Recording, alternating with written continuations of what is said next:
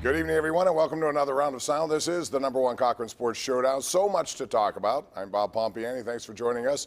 We're going to break down the Steelers. We're also going to talk about Bill Cowher, who was very outspoken about the Indianapolis Colts hiring Jeff Saturday, who won on a Sunday. We'll get into that. #1 topic is the Steelers. A win, a much-needed win for them. And here to discuss is your panel. 93.7 The Fan. Centric tonight. We have Jeff Hathhorn, the man in charge. He does everything up at 93.7 The Fan. Seriously, I don't know when you sleep. In the middle, it's Andrew Fillipponi from the PM team. Can you get me a raise? Yeah, I don't have that power. I thought it was. That's why I was worried. I'm like, yeah, I really don't have that. And Colin Dunlap, host of the Fan Morning Show. So, guys, let's get right into it. Jeff, start with you. There are a lot of things to like about this game. I'm going to start with the run game because we finally saw 200-plus yards, albeit Kenny Pickett was involved in that. But how encouraged were you with Najee Harris? Do you think he silenced critics, or do you think it should be more of a committee situation? We've seen Jaylen Warren get a prominent role, at least a more prominent role. Well, I think you hit on it. I think three guys ran the ball well, but I love the way Najee attacked holes. I mean, there were times it wasn't there, but I thought the offensive line opened some holes, and when he went through with a purpose, with a vengeance. It was like the Najee we saw for a lot of last year. And if you have that, that's going to open up things for other guys. But I think Pickett running too, Colin, was a big thing. Yeah, I think Jaylen Warren running too was good. We saw Najee Harris in spots. Let's not forget, though, he put the ball on the ground in a gigantic moment. Okorafor had the underrated play of the game. Again, I don't want to sully his performance. I think that he ripped off a couple big runs. I'm glad that he got up when he got hit after the one big run. But if this isn't a wake-up call to Mike Tomlin to go with a two-back system or at least split the carry some, I don't know what is. I thought Tomlin came out smelling like a rose for two reasons. Number one, if Warren is not in the game, if he's not getting touches, when Najee fumbles and they have to go to Warren there, maybe he's not in a rhythm. And he was, so he was able to make plays on that drive that otherwise, if he's cold, maybe he doesn't, or Tomlin just sticks with Najee. Who knows? But Warren was in the game, and I think helped on that drive. And then I think the motivational tactic of splitting the reps during the week lit a fire under Najee Harris. I think that's, when we talk about Tomlin, maybe not as an X's and O's coach, but as a motivator of men, I thought that came through with Najee Harris's game today. I thought Tomlin showed a big escape from the past with giving Jaylen Warren first quarter carries. Yes. That hadn't happened in the past before. I agree it's with one that thing too. if you just look at the totality of the number and you split them in half, but it's when they came. He gave Jaylen Warren and Najee Harris a clear and direct signal. This was going to be two backs. So is this what we should expect, Jeff, moving forward, or do you think we'll get back to Najee Harris being the #1 guy undisputedly? I think at times, though, they ran the hot hand, and it was Najee Harris. And, and he had that 36-yard run and went out because he went into protocol for a couple of plays, or he would have stayed in more. I want to see that. Whoever's doing well, let them run, whether it's Jaylen Warren, Najee Harris. That's what I think is different. Like, if Warren is hot, there's no reason why he can't be the guy for a couple of series or for a half or a whole game.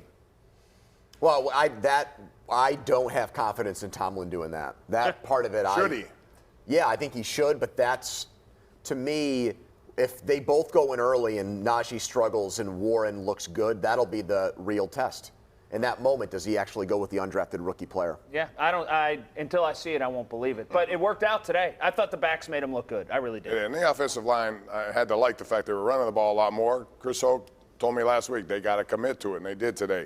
The other thing we saw today is no turnovers. And Kenny Pickett, I thought, was terrific, especially after he hurt his ankle. He stayed in the game. Yeah, terrific. I thought for a rookie, I agree with the curve. He was terrific. Because I saw some people say he was one of the biggest losers in this game Made today. no turnovers. He rushed when he had to rush well. And there were times he could have done it differently.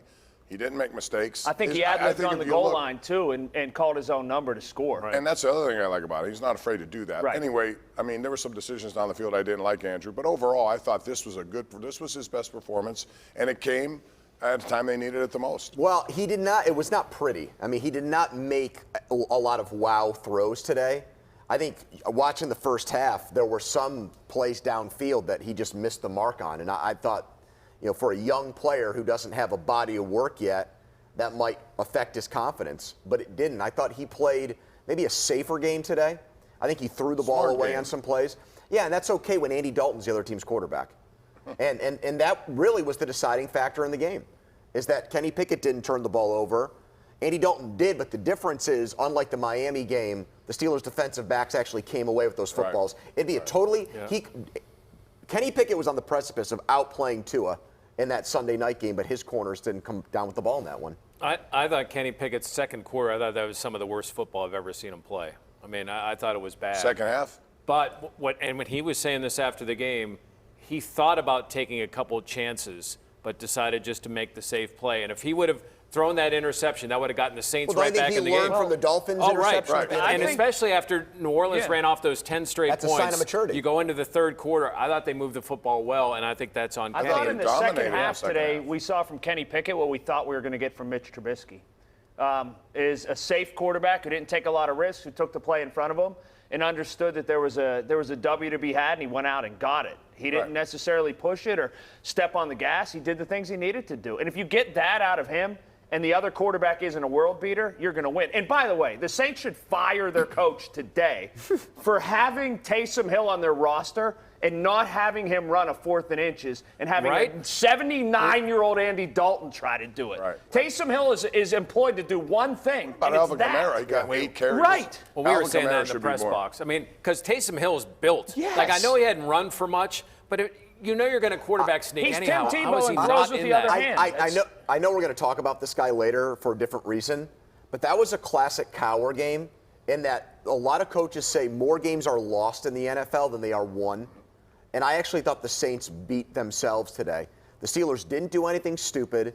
They didn't a couple things stupid. They had that pre-snap penalty, illegal formation again. Well, and their kicker stinks. And then James Pierre. I mean, the James Pierre thing was completely uncalled for. Right. But at the end of the day, you add up the mistakes, and there were more in the Saints pile than the Steelers. And you know what, Bob? We kill Matt Canada, and for pretty good reason a lot of times. But it worked. We would have killed him if that inside handoff to George Pickens wouldn't have worked. Right. But it worked, and he found a way into the end And he zone. has some nice, well-designed And they had more passes. in-seam routes today. Right. Pickett talked about that after the game. I thought Slant that was pattern, important. they need more That of it slant still. would have been a touchdown. All right, we have more coming Well, up. you got to get into the blue tent with that voice, huh? You're gonna. I'm in and out of blue tents all day. I'm battling through, though. When we come back, we're going to talk about the defense, its role, also the kicking situation. Matthew Wright was wrong. At least today he was. We'll get into that and Bill Cowher, all coming up right here on the #1 Cochran Sports Showdown.